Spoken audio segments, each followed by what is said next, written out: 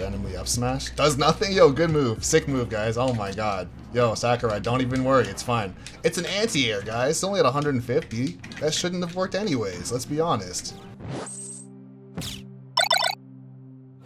How's it going, everyone? This is Trixx from MoS Smash, and in this video we're going to be talking about Falco's up smash, and we're going to try and understand how it works.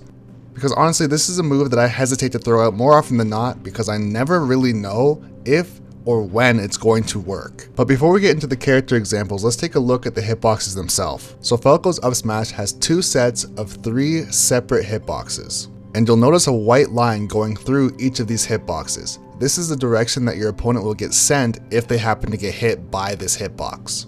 But take a look at the top hitbox on the first hit of Falco's up smash. Notice that it's sending your opponent away from Falco and then finally sends towards him for the last 3 frames of that hitbox. And even this angle is not directly towards Falco. Also notice too that it spends 3 frames sending behind him and then 3 frames sending slightly towards him. So it really is a 50-50 as to if they're going to fall out of this or if it's actually going to work. Another huge design flaw is you'll notice that all of the hitboxes are strong hitboxes, and this is identified by the color being red. These stronger hitboxes have equal knockback and actually do a way worse job of pulling your opponent in.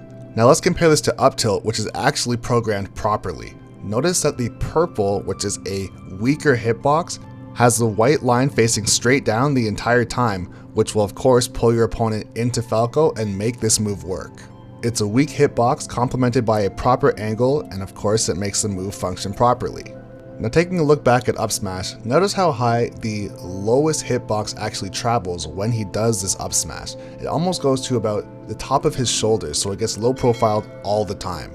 And I understand that this is an anti-air, and I have no problem with anti-air moves, but if this is in fact an anti-air, should it not hit above him?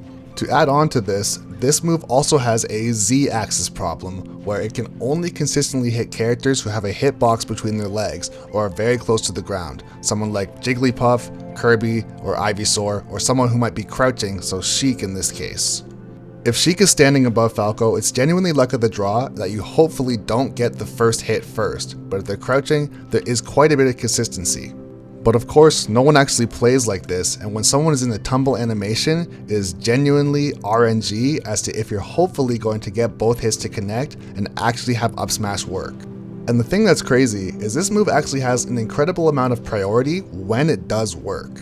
I was very surprised, and we tested a couple of these out just for fun, but Falco's up smash can actually beat Cloud down air and Link down air. So when it works, it's actually pretty good.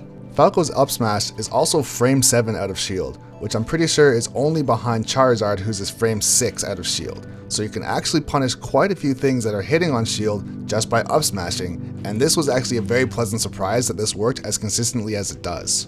So it's nice to know that we do have something that works out of shield that could potentially get kills, provided that the character that it's hitting is tall enough or at least close enough to Falco. As far as the height at which this move starts to work, as long as your opponent's head or any part of their hurt box is above Falco's waist, it should hit them. When it comes to anti-airing attacks that are being poked on shield, the only way you really have time to make this move work is if you anticipate and throw it out before they hit your shield. So that's kind of an interesting mechanic. It's a little bit different compared to how we normally consider things to be on shield, but it does work if you essentially make the call out. But once again, it is a 50-50 depending on that hitbox. Because as you can see here, we have literally the exact same situation, but this time it didn't work. And that's what makes this move frustrating, because no amount of labbing can actually make this move consistent. It feels like genuine luck if it happens to work. In this example here, we have Mario crossing up Falco, and this time it does work. However, his DI was away and it's still connected. So once again, couldn't tell you why it worked. And I understand that Falco is an edge guarding character, but the way that Smash Ultimate is played, you spend around 80% of your time on stage. So not being able to punish any of this, and actually a lot of these characters could just up smash or up B immediately after you've whipped and then killed you, is pretty insane.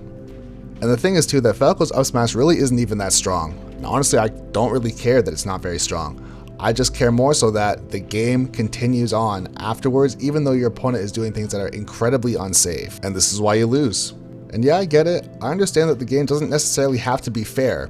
And honestly, on a grand scale, the competitive scene isn't really cared about by Nintendo at all. So for stuff like this to not work doesn't really matter. But if I were to make a suggestion, that would be fix the top hitbox so that it actually connects properly downwards into the up smash. And then also fix the Z-axis problem so that it can hit characters who don't have a hitbox between their legs. This would also help with hitting characters that are in tumble as well. And I'll admit that when I started labbing this video with Paragon, we wanted to look at all the good and bad things about up smash and how you can try and work around those things.